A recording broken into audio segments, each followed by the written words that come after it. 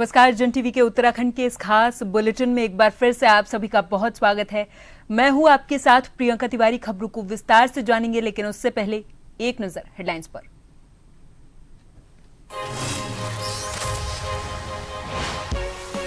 रुद्रपुर में 1 लाख करोड़ की grounding ceremony की तैयारियां तेज। सीएम धामी ने अधिकारियों की ली हाई लेवल मीटिंग। निवेश से स्थानीय उद्यमिता को मिलेगा प्रोत्साहन। आने वाले समय में उत्तराखंड विधानसभा होगी पूरी तरह पेपरलेस। उत्तराखंड विधानसभा अध्यक्ष रितु खंडूड़ी ने आगामी सत्र को लेकर दिया बयान। धीरे धीरे आगे बढ़ रही प्रक्रिया। राज्य के 13 जिलों के लिए भेजी गई राहत सामग्री। राज्यपाल लेफ्टिनेंट जनरल गुरमीत सिंह ने ट्रकों को हरी झंडी दिखाकर किया रवाना।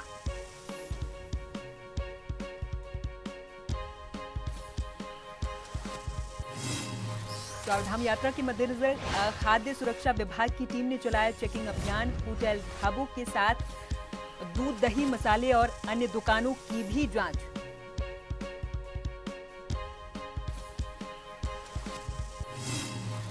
और गुरु पूर्णिमा पर उमड़ा श्रद्धा का सैलाब। लाखों श्रद्धालुओं ने लगाई गंगा में डुबकी। दान पुण्य और धार्मिक आयोजनों की धूम।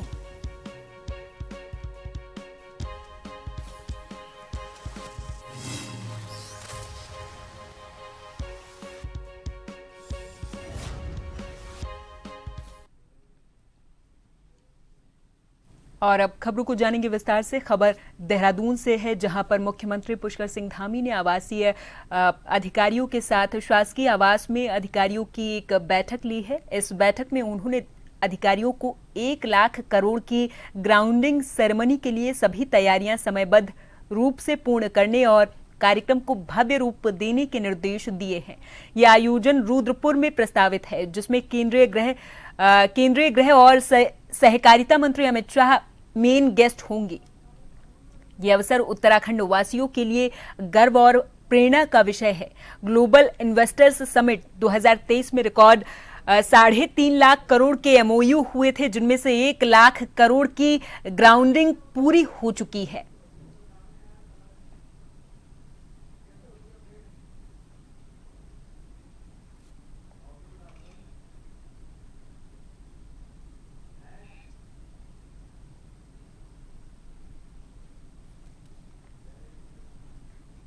और इधर उत्तराखंड के राज्यपाल लेफ्टिनेंट जनरल गुरमीत सिंह ने ट्रकों को हरी झंडी दिखाकर रवाना किया है। दरअसल गुरमीत सिंह ने राजभवन में भारतीय रेड क्रॉस सोसाइटी की ओर से राज्य के 13 जिलों के लिए राहत सामग्री से भरे ट्रकों को हरी झंडी दिखाकर रवाना किया है। इस दौरान उन्होंने रेड क्रॉस समिति से जुड़े युवाओं से बातचीत की है और उनकी हौसला अफजाई भी की है। रेड क्रॉस सोसाइटी ने आपदा से प्रभावित लोगों के लिए कंबल, दरी, किचन का जरूरी सामान भिजवाया है। राज्यपाल ने रेड क्रॉस सोसाइटी के इस कार्य की सराहना की है।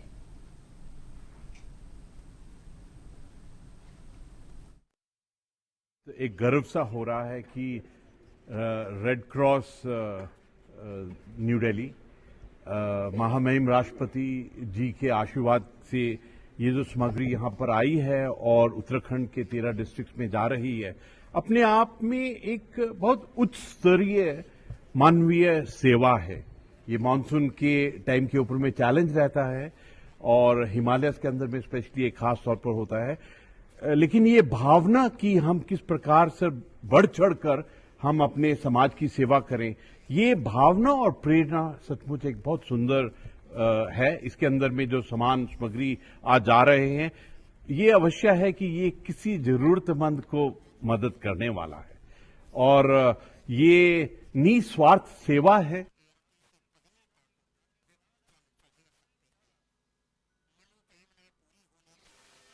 और अब आपको सीधे लिए चलते हैं रायपुर, जहां पर उत्तराखंड के सीएम पुष्कर सिंह धामी आपदा प्रभावित क्षेत्रों का निरीक्षण कर रहे हैं, जायजा ले रहे हैं। स्थलीय निरीक्षण चुना है उत्तराखंड के सीएम पुष्कर सिंह धामी ने। आपदा प्रभावित क्षेत्रों का निरीक्षण कर रहे हैं, अधिकारियों से भी बातचीत कर रहे हैं और यहां आमजन से भी मुखातिब हो रहे हैं। उनसे पूछ रहे हैं कि उन्हें किस तरीके की परेशानियों का सामना करना पड़ रहा है और इससे निपटने के लिए वो अपने अधिकारियों से से भी बातचीत कर रहे हैं कि इससे निपटने के लिए और किस तरीके के उपाय किए जा सकते हैं जिससे आमजन को राहत पहुंचाई जा सके। ऑटो ड्राइवर से भी बातचीत की है उत्तराखंड के सीएम पुष्कर सिंह धामी ने और उनसे जाना है कि किस तरीके की परेशानियों का सामना इन दिनों उन्हें करना पड़ रहा है जब आपदा पूरे उत्तराखंड में आई हुई है। पहाड़ी क्षेत्र है, अधिकतर पहाड़ी क्षेत्र है। स्थलीय निरीक्षण कर रहे हैं उत्तराखंड के सीएम पुष्कर सिंह धामी। रायपुर देहरादून में सीएम धामी का निरीक्षण जिसकी तस्वीरें हम सभी दर्शकों तक पहुंचा रहे हैं।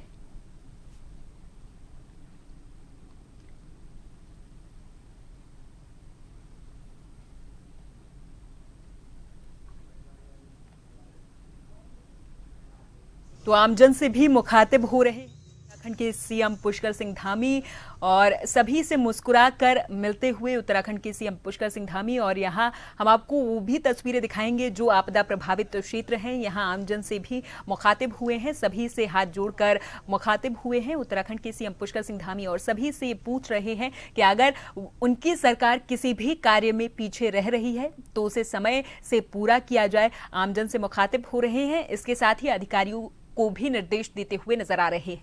साफ सफाई का पूर्ण तरीके से ध्यान रखा जाए।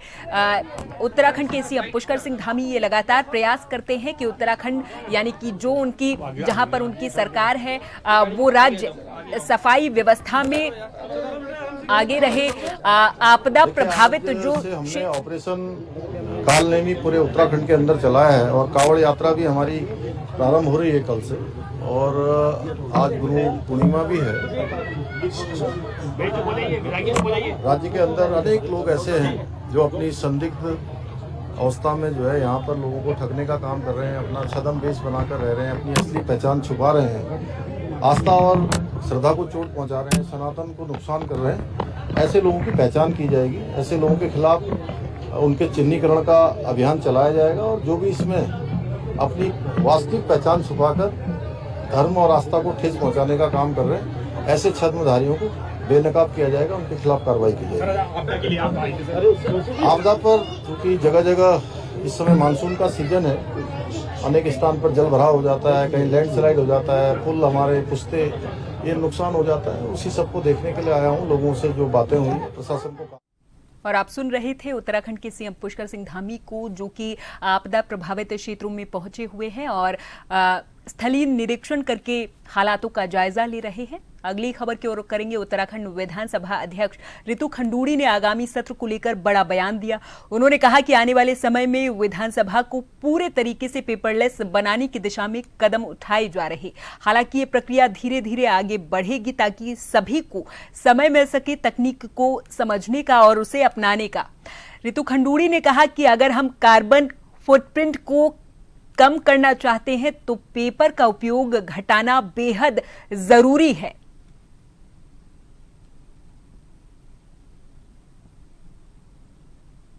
धीरे धीरे होगा, पेपरलेस हम बिल्कुल प्रयासरत हैं और होना भी चाहिए। अगर हम इन्वायरमेंट फ्रेंडली होना चाहते हैं, अपने कार्बन फुटप्रिंट्स कम करना चाहते हैं तो बहुत ज़्यादा ज़रूरी है कि हम पेपरलेस की ओर बढ़ें। आसान भी है, टेक्नोलॉजी के माध्यम से एक बटन से के दबाने से आपको फटाफट अपने सवाल भी दिख जाएंगे, जवाब भी दिख जाएंगे। तो इसको धीरे धीरे हम लोग प्रयास कर रहे हैं कि हम इसको पेपरलेस करें। तुरंत तो नहीं होगा क्योंकि सभी को कष्ट होता है शुरू में समझने में, देखने में, लेकिन मुझे पूर्ण विश्वास है अब क्योंकि शुरू हो गया है और दोनों सदनों में आपको पेपरलेस ही करना है तो धीरे धीरे हम भी सीखेंगे, हमारे अफसर भी सीखेंगे और साथ ही साथ विधायक लोग भी इस पे इसको सीख के और फिर इसी से काम करेंगे। रुड़की के जो ग्रामीण क्षेत्र हैं वहां पर चोरों का आतंक लगातार बना हुआ है। चोर इस कदर आतंकित हैं कि आमजन बेहद परेशान है। दरअसल आए दिन चोरी की घटनाओं में बढ़ोतरी हो रही। क्षेत्र में एक गैंग पिछले 1 महीने भर से सक्रिय है जो महिलाओं को अपना निशाना बनाकर जेवरात लूट रहे हैं। भगवानपुर थाना के तेजूपुर चौकी के पास बीती रात चोरों ने दुकानें तोड़कर चोरी की वारदात को अंजाम दिया है और पुलिस को कानो कान खबर तक नहीं हुई है। गुस्साए ग्रामीणों ने चौकी के सामने बैठकर प्रदर्शन किया है और उच्च अधिकारियों को मौके पर बुलाने की मांग करने लगे थे। इधर सूचना के बाद स्थानीय कांग्रेस विधायक ममता राकेश धरना स्थल पर पहुंची थी और एसएसपी हरिद्वार से घटना के बारे में बातचीत भी की है। उन्होंने इसके बाद धरना दे रहे लोगों को समझाया है। उन्होंने कहा कि 3 दिन का समय दिया गया है, इन घटनाओं पर अंकुश भी लगेगा और चोरों का जो गिरोह इन दिनों सक्रिय है वो सलाखों के पीछे भी होगा। दुकानें में यहाँ पर चोरी हुई है, इसलिए जो है क्षेत्र की जनता में, दुकानदारों में रोष है। इसलिए जो है आज यहाँ पर जो है धरने पर तेजपुर पुलिस चौकी के सामने जो है धरने में बैठा। जब तक उच्च अधिकारी कोई यहाँ पर क्षेत्र की सम्मानित जनता को, इन दुकानदारों को कोई ठोस आश्वासन नहीं मिलता है, जो जिन लोगों ने चोरी की है, जो लोग दोषी है, जब तक उनकी गिरफ्तारी नहीं होगी तब तक धरना जारी रहेगा। बराबर में दुकान है और दुकान के बराबर में हम तो अपने आप को सेफ मानते हैं, लेकिन दुकान के बराबर में रात को 10:30-11 बजे चोरी हो रही तो क्या सेफ है? ऐसा तो कोई दिन में भी हम आगे थप्पड़ मार के पैसे ले जाएगा। चौकी की बिल्कुल बराबर में सारा काम हो रहे। हमें दुकानदार है यहाँ सारे सेफ हैं, सारे बाहर से आके काम करने वाले हैं, गरीब भी हैं अमीर भी हैं, सारे हैं उसमें। लगभग कितना नुकसान है? 3 लाख रुपए नकद रखे थे अंदर उसमें।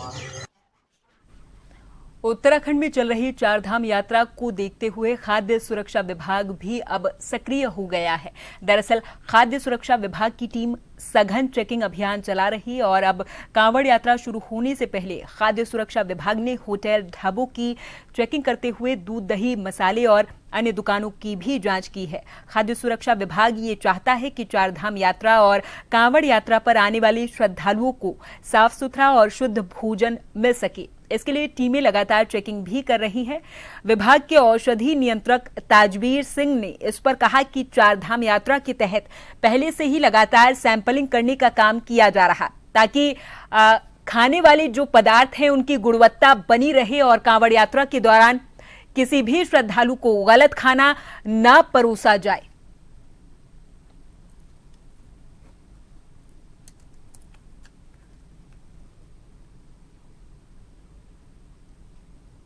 ही चल रही है और उसमें हमने अपने सारे इंस्पेक्टर को उसमें तैनात किया हुआ है।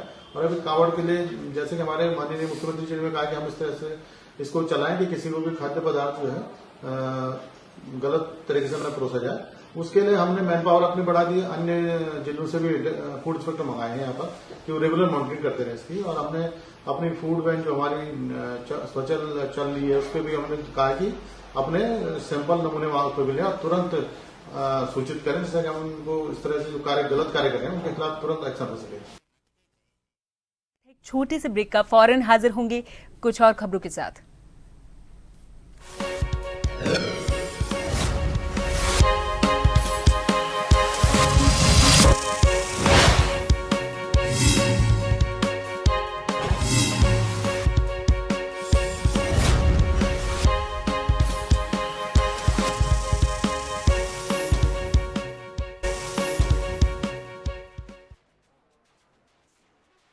ब्रेक के बाद एक बार फिर से आप सभी का बहुत स्वागत है। अगली खबर की ओर रुख करेंगे। 11 जुलाई से कांवड़ यात्रा शुरू हो रही है और इसी को देखते हुए मंगलौर कोतवाली पुलिस भी पूरे तरीके से अलर्ट मोड पर है, जिसके चलते आज कोतवाल शांति कुमार के नेतृत्व में नगर भर में फ्लैग मार्च निकाला गया है। इस दौरान उनके साथ भारी पुलिस बल और सीआरपीएफ के जवान मौजूद रहे। मंगलौर कोतवाली प्रभारी शांति कुमार ने बताया कि नगर में हो रहे अतिक्रमण को लेकर फ्लैग मार्च निकालकर लोगों को सचेत किया जा रहा कि जिन लोगों ने अतिक्रमण किया हुआ है वो अपना अतिक्रमण स्वयं हटा लें। साथ ही उन्होंने कहा कि उत्तराखंड में आने वाले सभी कांवड़ियों का स्वागत किया जा रहा, पर अगर किसी ने कोई हुड़दंग करने का प्रयास किया तो उन्हें बिल्कुल भी बख्शा नहीं जाएगा। मार्च का जहाँ तक दिखेगा वहाँ तक करेंगे। अभी बारिश का मौसम है। कांवड़ के लिए क्या संदेश देना चाहेंगे, क्या क्या उनको सुविधा करनी चाहिए? सभी कांवड़ियों का हरिद्वार नगरी में, धर्म नगरी में स्वागत है और आप अपनी धार्मिक आस्था के साथ आए हैं तो आप अपनी धार्मिक आस्था को बनाए रखें और गंगा माँ का पवित्र जल ले जाके अपने गंतव्य पर अर्पित करें। किसी तरह का हुड़दंग या किसी को कोई परेशानी हो ऐसा कृत्य ना करें। आगामी 11 जुलाई से कांवड़ यात्रा की शुरुआत होने वाली है और इसी को लेकर पिरान कलियर में भी अधिशासी अधिकारी कुलदीप चौहान ने बताया कि कांवड़ मेले के उपलक्ष्य में नगर पंचायत पिरान कलियर की ओर से कांवड़ पटरी मार्ग पर कीटनाशक दवाइयों का छिड़काव और झाड़ियों का कटाव कांवड़ पटरी मार्ग को पर साफ सफाई कराई जा रही है और नगर पंचायत पिरानकलियर में बरसात को देखते हुए नालों की भी सफाई कराई जा रही है। जो है उपलक्ष्य में हमारे नगर पंचायत पिरानकलियर की ओर से जो कार्यक्रम किया जाता है वो विशेषकर साफ सफाई और कीटनाशक दवाइयों का छिड़काव तथा जो कांवड़ पटरी है उसमें घास या यदि घास है तो उसको जो है कटवा दिया जाता है, उसको साफ करके मानसून को देखते हुए जो है नगर पंचायत द्वारा जो है जो यहाँ के नाले हैं उनकी साफ़ सफाई की गई है। उसमें जो है एंटी कीटनाशक वगैरह डाला गया है और जो पुलिया वगैरह हैं उनको जो है साफ़ सफाई कर दी गई है। तो जल निकासी की जो है यदि प्रॉपर व्यवस्था हो। चमोली जनपद में तीर्थयात्रियों की सुरक्षा को देखते हुए संदीप तिवारी ने यहां वाहनों की ज्यादा आवाजाही पर रोक लगा दी है और तब तक ये रोक लगाई गई है जब तक स्थिति सामान्य नहीं हो जाती। उन्होंने यात्रा से जुड़े अधिकारियों और पुलिस प्रशासन से तीर्थयात्रियों को सुरक्षित स्थानों पर रोकने के निर्देश भी दिए हैं। गौरतलब है कि बुधवार को दोपहर के बाद से जनपद में हो रही बारिश के चलते बद्रीनाथ हाईवे के कमेड़ा भूस्खलन क्षेत्र में पहाड़ी से पत्थर चटक रहे हैं, जिससे यहां वाहनों की आवाजाही खतरनाक बनी हुई है, जिसे देखते हुए यात्रा का संचालन स्थिति सामान्य होने तक उस यात्रा को भी रोका गया है जो चार धाम यात्रा चल रही है और वाहनों की ज्यादा आवाजाही पर भी नियंत्रण लगाया गया है, यानी कि उन्हें रोका गया है। जिलाधिकारी संदीप तिवारी ने ये निर्देश दिए हैं।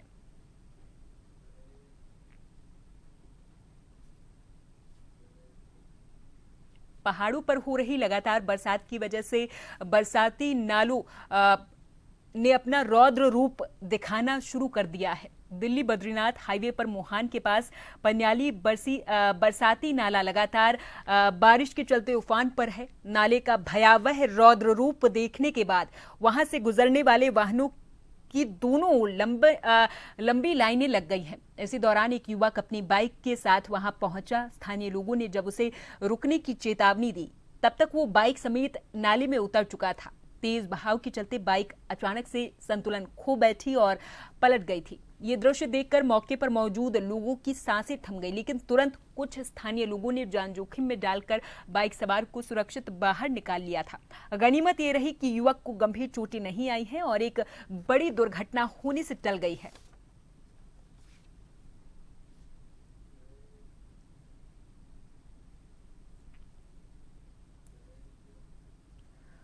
उत्तराखंड में हो रही भारी बारिश के चलते सड़कें भी अवरुद्ध होने लगी हैं, जिसकी वजह से आमजन बेहद परेशान है। दरअसल उत्तराखंड के देहरादून में बुधवार रात हुई भारी बारिश की वजह से मालदेवता इलाके में भूस्खलन हुआ है।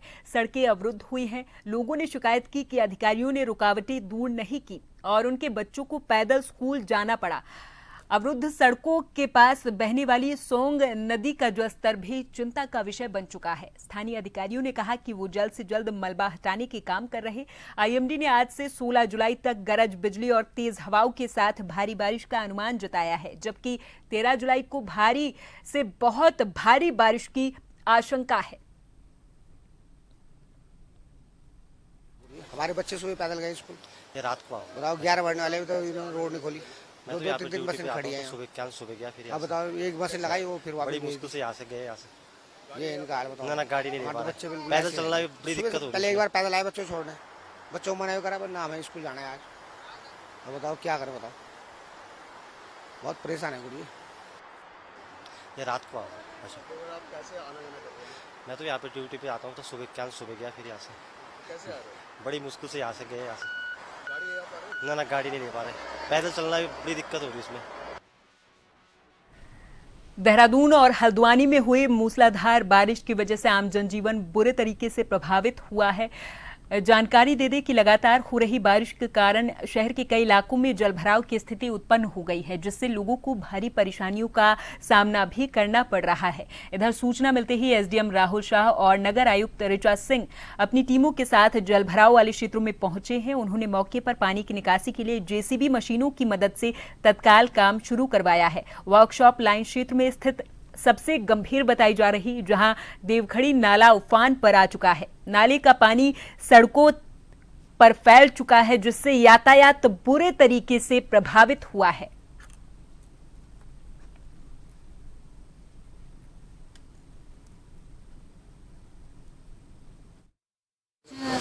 हल्द्वानी में जब ये बारिश हुई है तो उसमें देवखड़ी ओवरफ्लो हुआ है। देवखड़ी नाले के आसपास का जो एरिया है उसमें देवखड़ी नाले में काफ़ी पानी के कारण वर्कशॉप लाइन में, जहाँ पे फॉरेस्ट वालों का ऑफिस है, वहाँ पर एक पेड़ नाले में फंस गया था, जिसके कारण पानी ओवरफ्लो होकर उनकी कॉलोनी में गया है। पेड़ को अभी नगर निगम की टीम के द्वारा जेसीबी से हटा लिया गया है।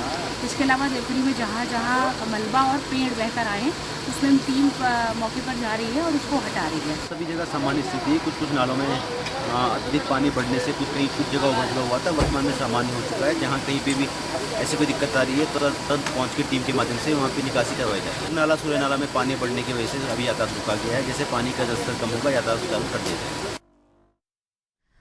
और इधर उत्तराखंड में लगातार हो रही मूसलाधार बारिश की वजह से यात्रियों के साथ साथ स्थानीय लोग भी बेहद परेशान हैं।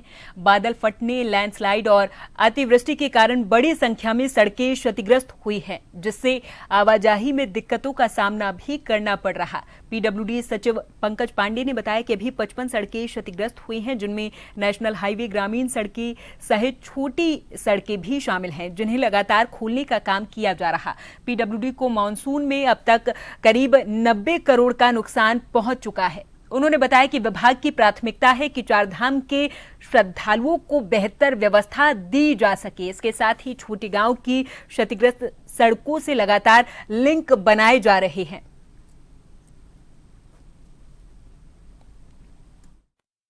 मॉनिटर करते रहते हैं और एक हमने सिस्टम डेवलप किया जिसमें रियल टाइम डेटा एंट्री होती रहती है और हमको मालूम चलता रहता है कि वर्तमान में कहाँ पे कितना इशू है और कौन सी रोड बंद है, कौन सी रोड कितनी देर में खुलेगी। अभी जो इन्फॉर्मेशन है उसके हिसाब से 55 रोड हैं जो बंद हैं पूरे प्रदेश में, जो हमारे विभाग के अंतर्गत आती हैं, और NH ये दोनों मिला के 55 रोड बंद हैं। उसको खोलने का काम किया जा रहा है। प्रयास ये रहता है कि जल्दी से जल्दी रोड खोली जाए। जो महत्वपूर्ण रोड है, प्रायोरिटी वाइज जनपद की जो प्रायोरिटी है, जनपद में जिस पर ज़्यादा ट्रैफिक चलता है उसको पहले हम लोग प्रयास करते हैं खोलने का। उसी हिसाब से हम लोग प्रायोरिटी अपनी डिसाइड करते हैं। मैंने ये भी डायरेक्शन दिया है कि कोई भी रोड खोलने में अधिकतम 2 घंटे से ज़्यादा नहीं लगना चाहिए। देहरादून के मसूरी विधानसभा क्षेत्र में यहां भारी बारिश होने की वजह से कैबिनेट मंत्री गणेश जोशी ने खुद स्थिति का जायजा लिया है। दरअसल निरीक्षण के दौरान मंत्री जोशी ने संबंधित विभागीय अधिकारियों से दूरभाष यानी कि फोन पर बातचीत करके मुख्य मार्ग से लगी क्षतिग्रस्त दीवार के पुनर्निर्माण कार्य को जल्द ही शुरू करने के निर्देश दिए हैं। उन्होंने कहा कि जन सुरक्षा से जुड़ी ऐसी समस्याओं पर तुरंत कार्रवाई की जाए और किसी भी प्रकार की लापरवाही बर्दाश्त नहीं की जाएगी।